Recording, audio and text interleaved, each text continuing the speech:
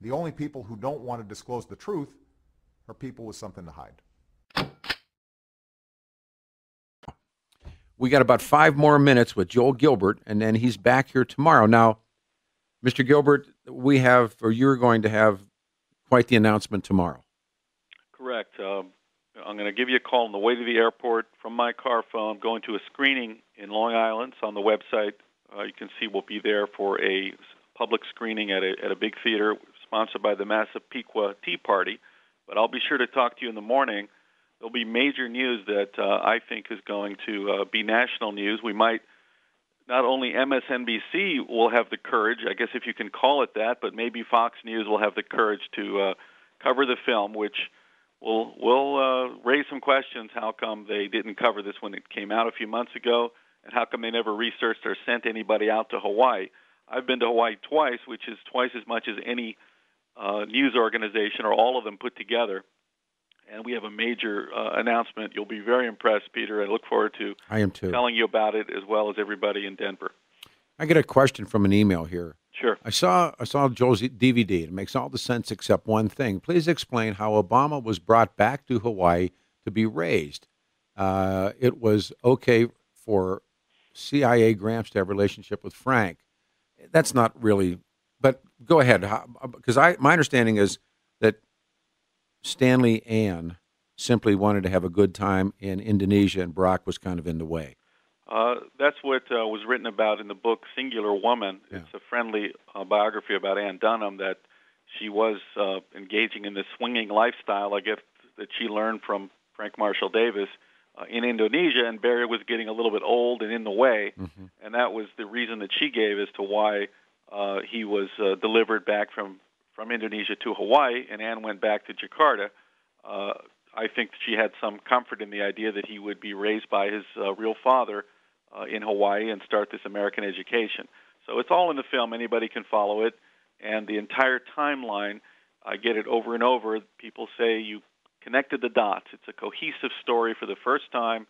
We understand Obama's life history and all these strange things that just didn't make sense. Now it all fits together. Yeah, and like I said, I think that the Rosetta Stone of this is the nude photos of his mother, because once you understand who took those pictures and how those have been, I mean, can you imagine if there were nude photos of Mitt Romney's mom, where they would be today? Well, I mean, if he said, if he said his father was,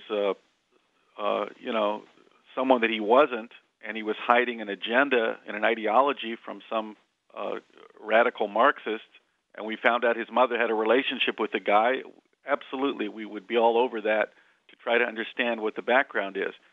Obama has continually misdirected and lied about his past, his political ideology, in order to obscure this Marxist political foundation that is coming out in spades on the campaign trail. This is obviously not the same guy people voted for. There's no question, but what I think is fascinating is still the inability for anyone to look past their nose and say, gee, maybe there is something to this.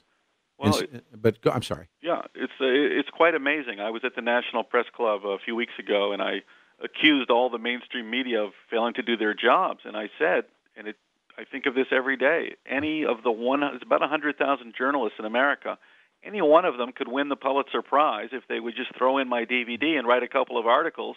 I said to them, the Pulitzer Prize can be yours. But they really don't want to know. They don't want to report things that are negative about the President of the United States when so much is at stake, Peter. So much is at stake. What's happening in the Middle East? What's happening with our economy? Obama's political foundation and the fact that he lied about where he came from, who his father was. This should be the story of this young century. This is the scoop of the century. Read you an email that you go out on. Okay. Hey, Pete, if there were nude photos of Mitt's mom, Larry Flint would be all over them. Well said. Yeah, that's really well said. Tomorrow morning at 6, we got one, right? I'll be back. All right, sir. Thank you. Thank you. I write that one down. Be up early at 6 o'clock for Gilbert tomorrow morning. He said, wait for this one. He told me that off the air, and I asked it on the air. All right, 303-713-8255. This is well said. If there were nude photos of Mitt's mom, Larry Flint would be all over them. The only people who don't want to disclose the truth her people with something to hide.